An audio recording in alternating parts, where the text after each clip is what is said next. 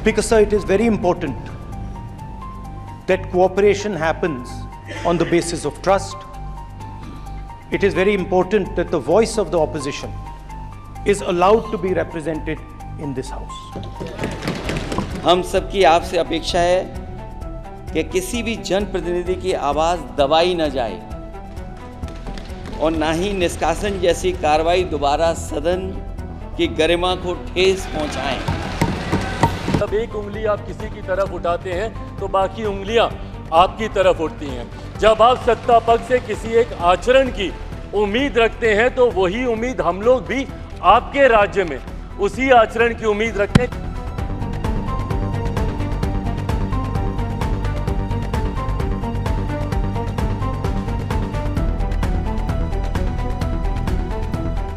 कई राज्यों के ऐसे उदाहरण हैं, मैं नाम लेना नहीं चाहूँगा, पर जब आप स्पीकर के पद की बात करते हैं, आप डेप्यूटी स्पीकर के पद की बात करते हैं, तो कई राज्य ऐसे हैं जहां पे स्पीकर का पद और डेप्यूटी स्पीकर का पद भी आप ही के पास है, जहां पर सरकार एनडीए का कोई घटक दल नहीं चला रहा, विपक्ष के दल चलाने का काम कर रहे हैं। ऐसे में सर, इस उम्मीद के साथ कि अगले 5 साल आपका नेतृत्व, आपका मार्गदर्शन उतनी ही खूबसूरती से हम लोग को मिलता रहेगा जैसे पिछले 5 सालों में मिला।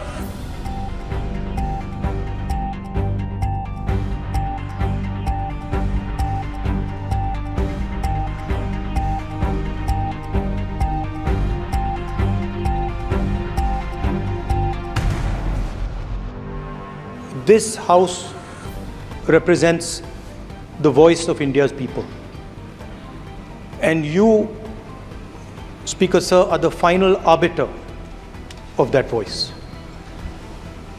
Of course, the government has political power, but the opposition also represents the voice of India's people.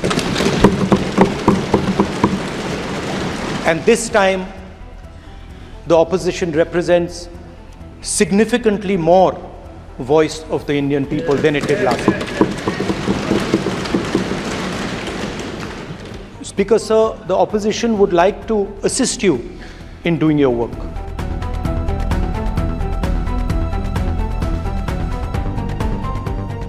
और लोकसभा के अध्यक्ष के रूप में आप हर सांसद और हर दल को बराबरी का मौका और सम्मान देंगे।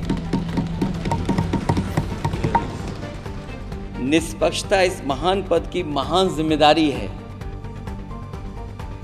आप लोकतांत्रिक न्याय के मुख्य न्यायाधीश की तरह बैठे हैं। हम सबकी आपसे अपेक्षा है कि किसी भी जनप्रतिनिधि की आवाज़ दबाई न जाए और ना ही निष्कासन जैसी कार्रवाई दोबारा सदन की गरिमा को ठेस पहुंचाएं। आपका अंकुश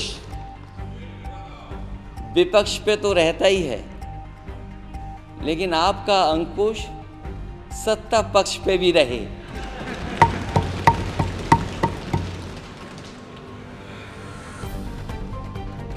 अध्यक्ष महोदय, आपके इशारे पर सदन चले, इसका उल्टा न हो।